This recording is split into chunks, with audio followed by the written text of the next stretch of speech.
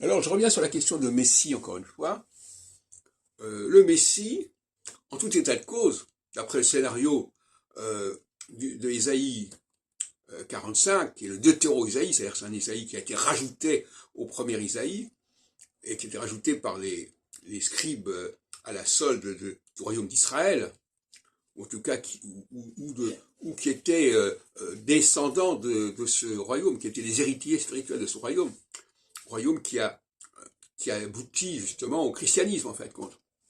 Et quand Jésus dit je suis venu pour les brebis perdus d'Israël, il annonce cette espèce de connexion entre la maison d'Israël et le christianisme.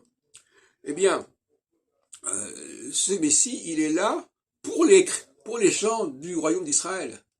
Il est là pour obtenir que ces gens-là soient rachetés, soient pardonnés par les gens du royaume de Judée.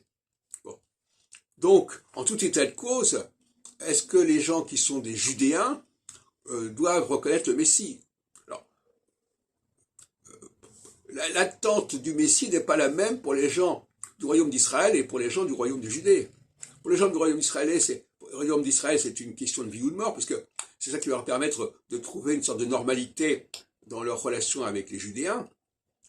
Bon, maintenant, les Judéens, est-ce qu'ils sont disposés à accepter la cohabitation et l'intégration de ces populations du Nord, qui sont finalement des populations d'origine est assez suspecte et assez trouble, j'en ai déjà parlé à plusieurs reprises, et qui ne sont pas de la même race quelque part que les Judéens? Bon, ben ça c'est leur problème. Bon, alors peut-être qu'ils ont refusé à Jésus d'être celui qui annonçait cette intégration des gens du royaume d'Israël, mais en tout état de cause, c'est pas leur problème. Eux, ils ne sont pas concernés par cela. Ils peuvent tout simplement refuser le Messie au sens de refuser de pardonner et de récupérer les gens du royaume d'Israël. Mais c'est tout.